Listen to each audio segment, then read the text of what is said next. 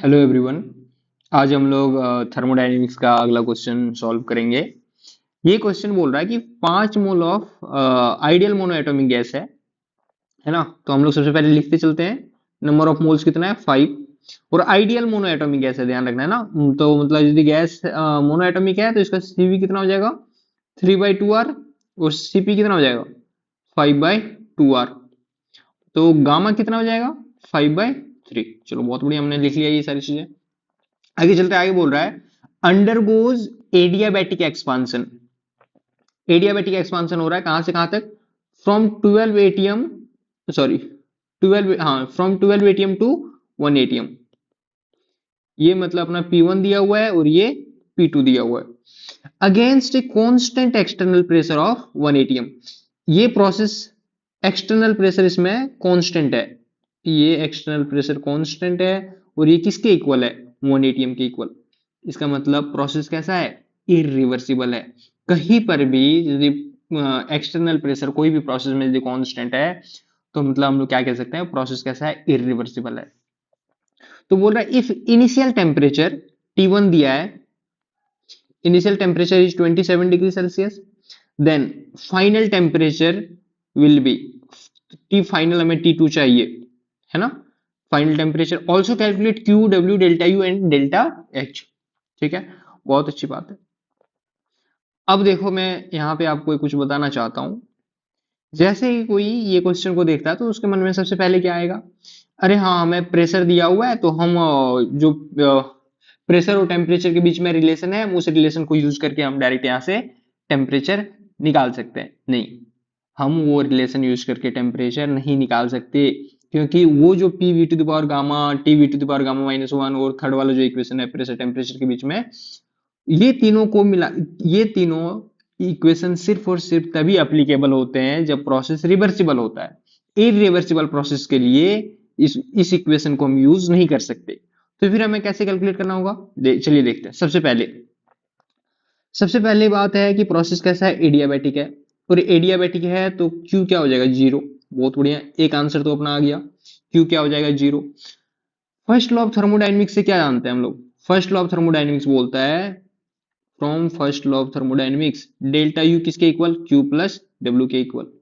और process adiabatic है तो क्यू क्या हो जाएगा 0। तो डेल्टा यू किसके इक्वल हो गया, डब्ल्यू के इक्वल। कोई दिक्कत नहीं, बिल्कुल नहीं, बहुत बढ़िया।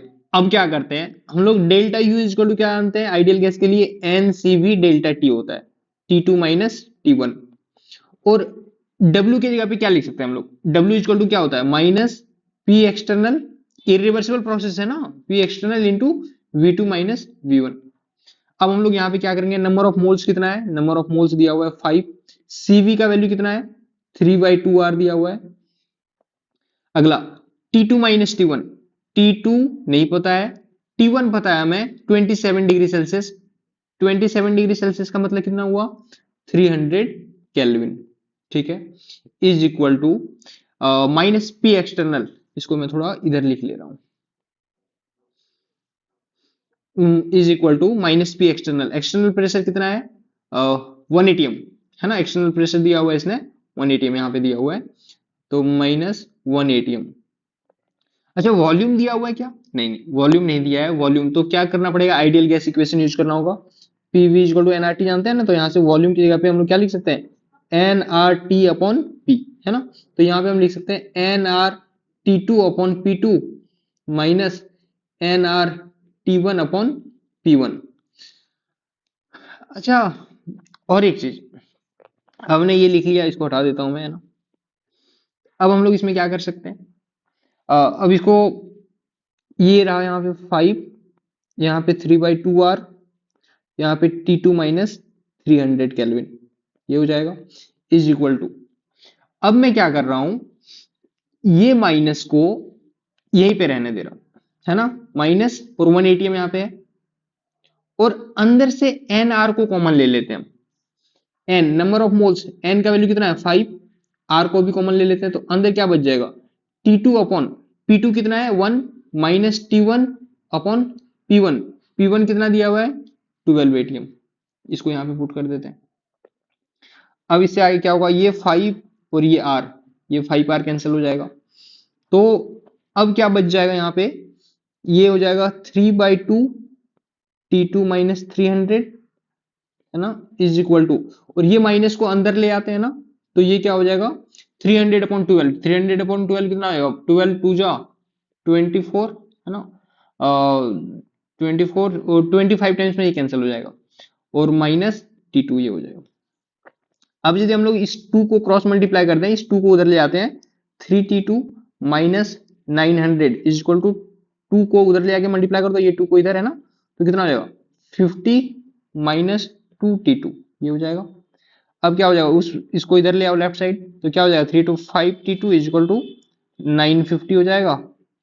तो T2 कितना हो जाएगा, हो जाएगा 190, है ना, 190 केल्विन। ये अपना फाइनल टेम्परेचर आ गया। अब यदि ये अपना फाइनल टेम्परेचर आ गया, मैं इसको थोड़ा छोटा कर लेता हूं।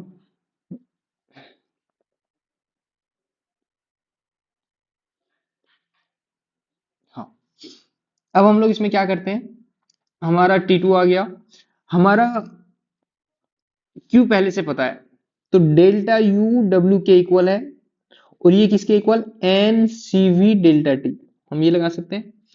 एन का वैल्यू कितना, नंबर ऑफ मोल्स कितना दिया है 5, सीवी का वैल्यू कितना 3/2, आर को हम लोग किसमें 8.314 जूल रख देते हैं ना, 8.314, और T2 minus T1 delta T कितना हो जाएगा, T2 कितना आया अपना 190, और T1 कितना, T2 190 आया है, और T1 कितना आया है 300, तो 190 माइनस 300 कितना हो जाएगा, माइनस 110, ये हो जाएगा।